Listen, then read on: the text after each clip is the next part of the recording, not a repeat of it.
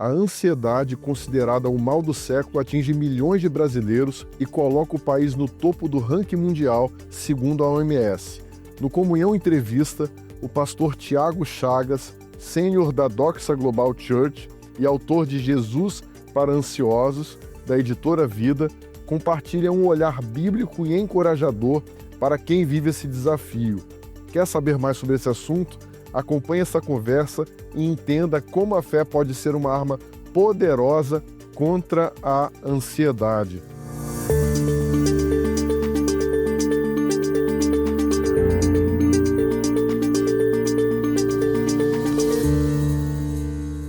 Pastor Tiago, seja muito bem-vindo aqui na Comunhão. Muito obrigado, é um prazer estar aqui com vocês, através dessa que é uma das grandes vozes da igreja no Brasil, eu diria, e privilégio poder falar um pouco disso que tem sido um algoz para tantas pessoas, mas também apresentar um caminho de vida. Afinal, é o que Jesus nos prometeu em João 10:10, eu vim para que vocês tenham vida e vida em abundância. Prazerzaço estar com vocês. Sim, e pastor, na sua visão, qual é a principal causa da ansiedade nos dias de hoje?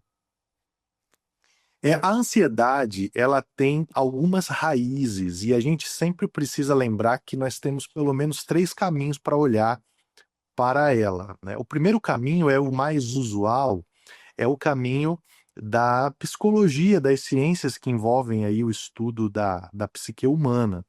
E quando a gente faz o uso desse caminho, obviamente que nós vamos chegar em questões que dizem respeito à primeira infância, à vida intrauterina, os traumas que vão criando, né, essas fissuras na alma humana e vão fragilizando as emoções.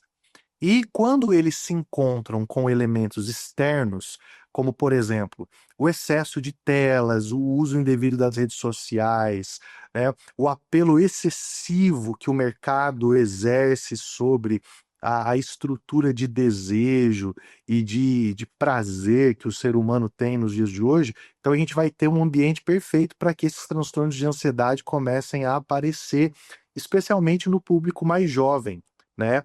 A gente vê, segundo as pesquisas, que a incidência da ansiedade é muito maior no público aí entre 18 a 26 anos. Essas são as pessoas mais acometidas. A gente tem o segundo aspecto, que é um aspecto médico, patológico. Então, alguns desequilíbrios hormonais e outras razões médicas também podem causar distúrbios, desequilíbrios no nosso sistema psíquico e podem gerar predisposição para depressão e também para ansiedade, né? Algumas neurodivergências também causam mais predisposição, por exemplo, o TDAH normalmente sempre vem acompanhado de algum tipo de ansiedade, mas também existe o terceiro caminho, que é o menos usual, é o esquecido, que é a resposta bíblica para a ansiedade. Então, 2000 anos atrás, Jesus ele falou sobre ansiedade no Sermão da Montanha. E para Jesus, ansiedade também pode ser um tipo de incredulidade. A ausência de fé, a ausência de sentido, a ausência de eternidade no coração humano, do desenvolvimento de uma espiritualidade profunda, é um fator preponderante para que nós nos tornemos uma sociedade cada vez mais ansiosa. Então, eu sempre digo que quanto mais espiritualizado nós formos, menos ansiosos nós nos tornaremos. Então, a ansiedade tem essas raízes e a gente tem que olhar com responsabilidade e profundidade para cada uma delas. E pastor, por que mesmo com tantas orientações bíblicas contra a ansiedade, ainda existem pessoas ansiosas? É como eu te disse, né? A Bíblia, primeiro, ela hoje, ela é muito conhecida em um âmbito superficial. Então, se a gente vê o Brasil com todo esse crescimento evangélico que o censo nos mostra, a gente tem adesão no movimento evangélico, mas são poucas as pessoas que realmente se aprofundam numa cultura bíblica. E as que se aprofundam, às vezes não conseguem viver uma vida de prática de disciplinas espirituais. Por exemplo, a oração, a meditação, o jejum. Essas disciplinas, elas cientificamente já foram comprovadas que elas causam uma transformação benéfica na nossa psique e inclusive no nosso cérebro. Isso neurocientificamente é comprovado. Então as pessoas elas estão cada vez mais distantes das práticas de disciplinas espirituais e cada vez mais expostas ao universo digital que promove a comparação, a concorrência, que causa sobrecarga de informação no nosso cérebro. Então, não basta apenas ter abundância de informação sobre ansiedade na Bíblia, né? Existe um abismo gigante entre eu conhecer o princípio bíblico e eu praticá-lo, vivê-lo. Então, quando você realmente abraça o estilo de vida de Jesus, a espiritualidade de Jesus como uma prática diária, os seus níveis de ansiedade eles vão diminuir muito. Infelizmente, muitas pessoas apenas frequentam as igrejas, mas elas não assumem esse estilo de vida para a prática diária delas. E, pastor, eu estou aqui com o livro, né, Jesus para Ansiosos, e a gente queria saber do senhor o que inspirou o senhor a escrever um livro, né, com um tema sobre a ansiedade. Eu escrevi esse livro porque eu fui um desses que eu acabei de te dizer, né? Apesar de ser pastor, apesar de estar há mais de 20 anos envolvido com a igreja, chegou um momento da minha vida, no meio da pandemia, né, ali pelo segundo semestre de 2020, que eu comecei a descobrir que existia uma dimensão em mim que eu tinha ignorado até então, que era a dimensão emocional. Eu reduzi a minha vida apenas ao exercício eclesiástico por um bom tempo, e eu neguei a realidade das minhas emoções. E eu fui ultrapassando limites, fui permitindo que pessoas tóxicas definissem os meus amores, os meus gostos, porque o ambiente religioso ele pode se tornar um ambiente extremamente tóxico. E isso foi acontecendo comigo, até que no meio da pandemia ali eu já havia feito alguns sepultamentos, cerca de 25 sepultamentos àquela altura, e eu tive, no mês de outubro de 2020, uma crise de pânico. Eu não sabia o que era, eu achei que eu estava tendo uma complicação, porque eu estava positivo, né, de Covid, e fui parar no hospital com a minha pressão a 20 por 11, tendo assim um quadro do que eu achava que seria um ataque cardíaco. E aí, quando o médico me atendeu, me levou para emergência, e depois de um tempo de medicado, aqueles sintomas foram dissipando, eu conversei com o médico e ele disse para mim: olha, você teve uma crise de pânico. E eu falei: mas não, não pode ser, eu sou crente, homem de Deus, pastor, como que eu vou sentir isso? Ele falou: olha, você está rompendo os seus limites, você precisa olhar para a sua saúde emocional. E ali, eu comecei a me dar conta de que eu era um de milhões que havia fatiado a minha existência. Eu acreditava que eu era só um espírito e havia negligenciado as minhas emoções. Então, dali em diante, eu comecei a mergulhar no que eu sempre digo, né? No que eu acredito ser uma equação perfeita: autoconhecimento e conhecimento do alto.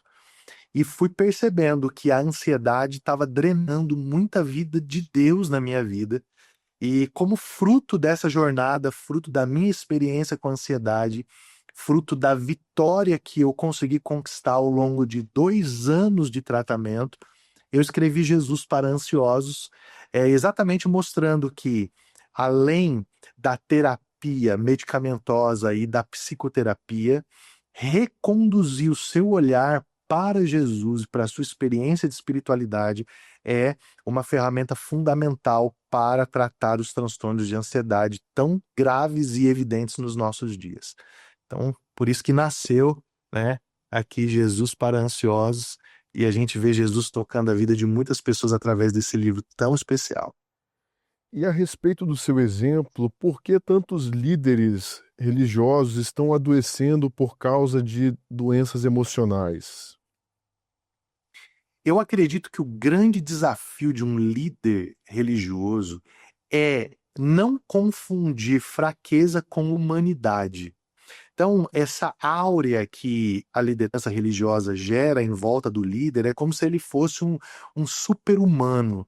E ele vai acreditando nesse conto. E ele vai construindo uma trajetória que é totalmente diferente da de Jesus. Quando você vê Jesus no Getsemane, por exemplo, o texto bíblico diz que ele sentiu angústia na alma. E a definição dele é: a minha alma estava angustiada até a morte. E quando ele decodifica que ele tinha uma angústia na alma, o que ele faz? Ele chama Pedro, Tiago e João e pede oração. Orem comigo.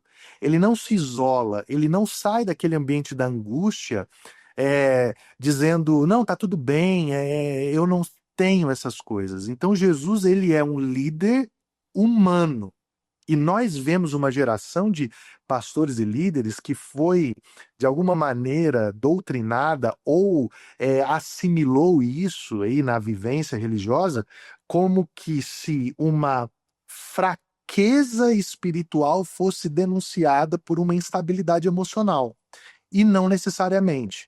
Então, eu acredito que admitir a sua fraqueza, a sua vulnerabilidade é a grande razão pela qual esses líderes seguem doentes.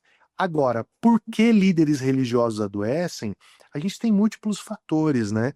A liderança cristã e a forma como as igrejas foram se edificando, especialmente nos últimos 30 anos, é uma estrutura que, se o líder não entender os seus limites, ela vai provocar adoecimento emocional em algum momento. Por quê? Porque o pastor, ele é cobrado como um psicólogo, muitas vezes sem ter formação para isso. Ele é cobrado como um CEO de uma empresa sem ter condições para isso na maioria das vezes. Ele vive privações que um homem público vive e muitas vezes sem ter estrutura e mentoria para isso. Então isso, se não for olhado de uma maneira adequada, cedo ou tarde vai causar algum tipo de transtorno emocional. Ou esse líder, ele vai abandonar o ministério, que acontece muito, ou ele vai perverter a vocação, também acontece muito, ou lamentavelmente em alguns casos ele vai para o extremo de atentar contra a sua própria vida, de destruir sua própria família.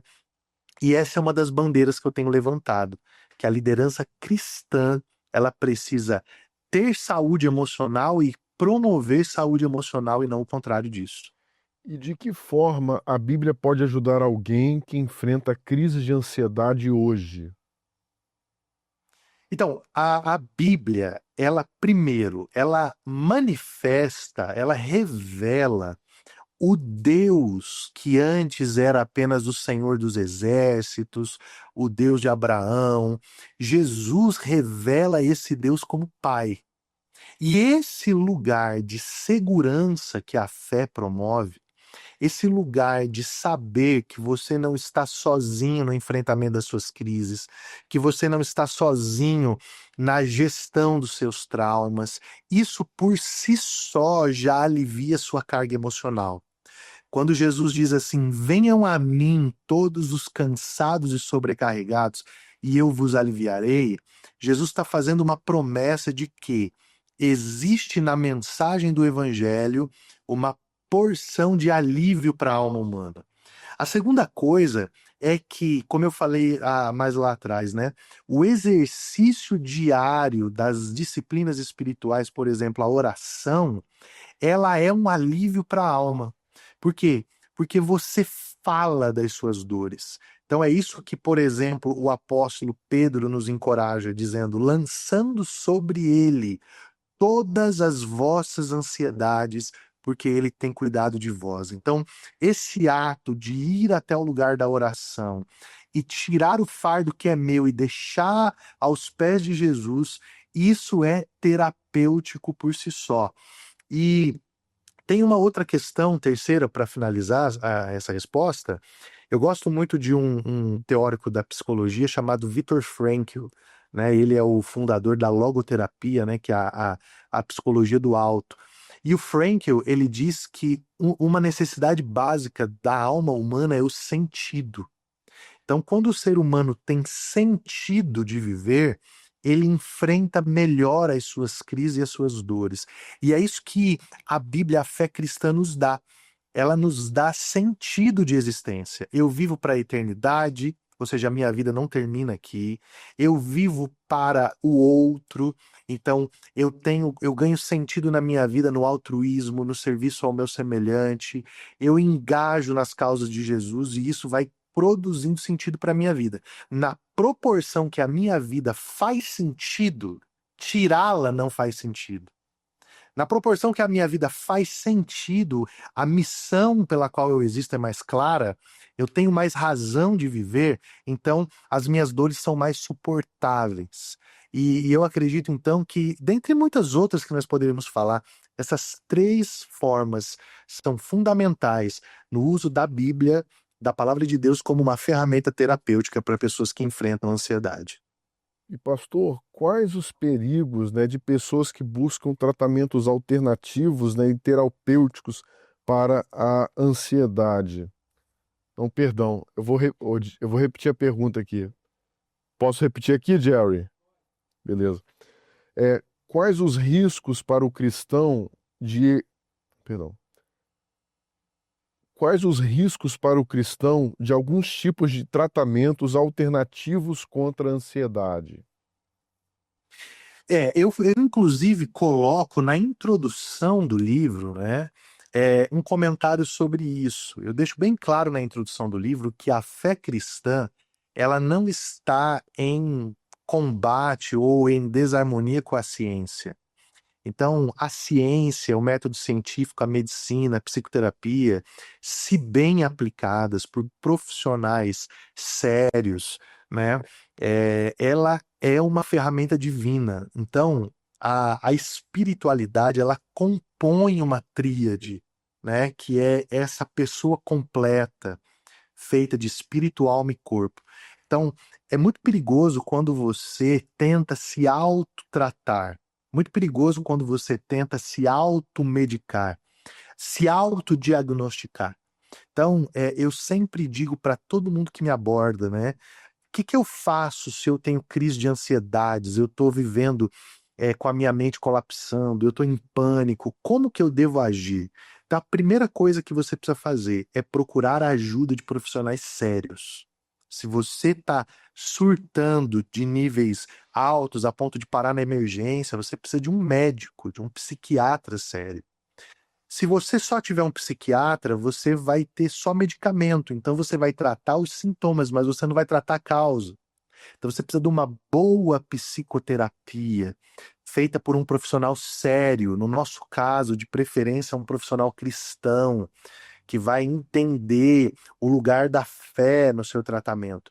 E você precisa viver a sua espiritualidade de maneira constante, séria e madura. Esse combo vai causar em você um prognóstico muito melhor do que se você tentar se automedicar ou então ficar apenas em terapias que não são científicas e que não vão te ajudar em nada. Então você precisa dessas três coisas.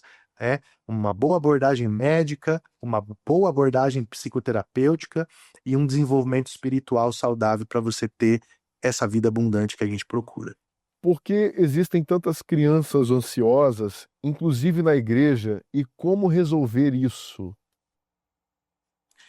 A ansiedade infantil, ela é um tema extremamente delicado nos nossos dias. Por quê?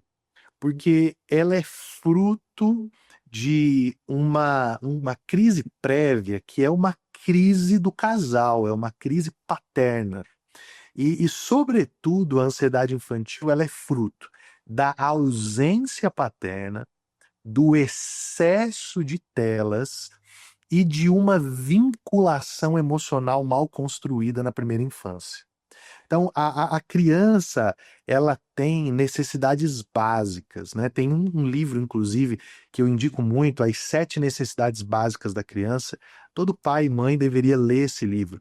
E uma das necessidades básicas da criança é se sentir segura. Então, quando a criança, de alguma maneira, ela não está segura na sua vinculação emocional com seus pais, ela, por natureza, já em ato contínuo, vai se tornar uma criança ansiosa. E, sobretudo, quando essa ausência paterna, ela é substituída pela tela. E aí, por quê? Porque a criança ela não tem uma construção cerebral suficiente para suportar o excesso de informação que o celular provoca. Se nós, que somos adultos, quando estamos expostos à tela excessivamente, a gente começa a desenvolver transtornos emocionais e psíquicos. Você imagina uma criança que ainda não está com a sua construção cerebral feita. Então, a hiperconectividade é, sem dúvida nenhuma, a maior razão pela qual as nossas crianças estão cada vez mais ansiosas. Mas ela não é a única. Eu gosto de destacar isso. Ela é uma razão, mas ela não é a única. Se você constrói, e aí, claro que um profissional, né, um, um, um neuropsiquiatra, alguém que lida com a primeira infância, né, vai desenvolver isso muito melhor do que eu, mas a ausência paterna e a necessidade de segurança não atendida produz ansiedade infantil, somado com a hiperconexão e com excesso de tela, aí você vai ter essa epidemia que nós temos hoje de crianças ansiosas, inclusive na igreja, porque a igreja é o substrato da sociedade. Então a igreja precisa entender isso. Se a sociedade é ansiosa, a igreja é ansiosa. E aí os pastores precisam fazer um enfrentamento, como dizia John Wesley, com a Bíblia em uma mão e com o jornal na outra, sem anti-intelectualismo, sem negacionismo, mas com eficiência. Sim. E quais práticas espirituais o Senhor recomenda para quem deseja vencer a ansiedade? Olha, eu vou falar de uma prática que, para a igreja evangélica como um todo, ela é quase que inexistente, que é a meditação. Quando a gente vê, por exemplo, em Josué capítulo 1, Deus falando com Josué, Deus faz uma recomendação para Josué. Ele diz assim: olha, medita na minha palavra de dia e de noite. Por quê? Porque a meditação, o pensamento repetido, ele tem o poder de construir novas vias neurais no nosso cérebro. Então, quando eu repito um pensamento, esse pensamento é como, imagina assim, uma mata fechada e tratores abrindo uma estrada. O pensamento repetitivo, ele vai construindo caminhos neurais. Então, quando eu medito, ou seja, eu me debruço sobre a palavra de Deus, eu falo, proclamo, declaro a palavra de Deus em voz alta. Eu tenho tempo deixando que aquela palavra não apenas ela seja lida de correr, de carreira, né, rápido, mas que ela vá entrando, ela vá realmente inundando o meu coração. Eu vou construindo um novo jeito de pensar. Então, por exemplo, quando eu leio textos da Bíblia que garantem que Deus é o meu refúgio, Ele é a minha fortaleza, que eu posso estar seguro nele, que eu tenho como descansar nele. Esses textos, eles vão produzir, sem dúvida nenhuma, em mim, uma nova experiência emocional. Então, a meditação, né, trazer a palavra de Deus realmente para um lugar de centralidade na sua vida, ela vai mudar o seu jeito de pensar. E isso vai fazer com que você consiga realmente ter uma nova mente e uma mentalidade muito mais saudável. E como a igreja local pode acolher e apoiar pessoas que têm esse problema com a ansiedade? Olha, eu acho que a primeira coisa que um pastor, né, local precisa fazer é estudar sobre o tema. Se você não conhece um assunto, você vai agir de maneira, no mínimo, insuficiente, mas na maioria das vezes de forma ignorante sobre o tema. Então, se para um pastor qualquer problema emocional é demônio, é falta de fé, ele vai negar essa realidade e ele vai ter um rebanho adoecido. Então, esse não deve ser o desejo de nenhum pastor. Se esse pastor quer fazer o enfrentamento correto, primeiro, ele tem que conhecer o tema. Segundo, ele tem que criar uma junta de profissionais. Por exemplo, eu fiz isso aqui. Eu peguei todos os psicólogos que estão na igreja, criei uma liga e comecei a encaminhar pessoas que estão sofrendo com TDAH. Por exemplo, uma coisa, rápida. Uma pessoa que tem TDAH, ela não vai desenvolver a espiritualidade dela da mesma maneira que uma pessoa que não tem TDAH. Por quê? Porque o TDAH vai ter muito mais dificuldade de orar, por exemplo, por muito tempo. Ele não vai conseguir ficar ali numa posição de joelhos, orando por 1 hora seguida, com o máximo foco. Ele vai aguentar aquilo ali 15 minutos. E ele não pode ser lido apenas como um incrédulo. Eu tenho que dar uma alternativa para ele. Então, cara, você tem TDAH? Tenho. Então você não consegue ficar 1 hora ajoelhado, 40 minutos ajoelhado? Levanta, ora andando, escreve suas orações. A igreja ela tem que olhar para o evangelho, entendendo que o evangelho é uma mensagem, mas a aplicação do evangelho precisa ser contextualizada às realidades. Então, por exemplo, uma pessoa que está no espectro autista, ela não vai interpretar um ambiente de culto como eu interpreto. O som vai ser extremamente incômodo, as luzes podem ser incômodas. Então, um pastor para os dias de hoje, pastoreando no Brasil, que é o país mais ansioso do mundo, no meio de uma sociedade com cada vez mais diagnósticos de neurodivergência, esse pastor vai precisar estudar e vai ter que reunir uma equipe competente, multidisciplinar, para atender essas demandas na sua comunidade de fé.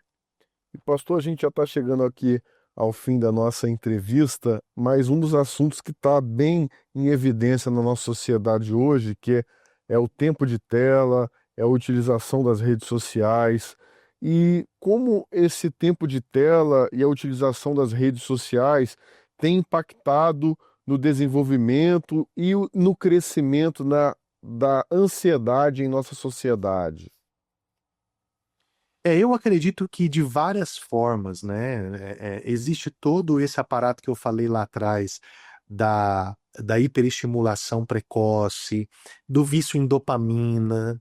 Então, essa dopamina fácil que a rede social entrega, né? Você tem estímulo a toda hora e você não consegue sustentar isso ao longo do dia sem a tela. Então, isso vai causar ansiedade porque você vai ficar nesse intervalo de pico de dopamina e você vai querer aquilo novamente, então você vai voltar para a tela cada vez com mais força.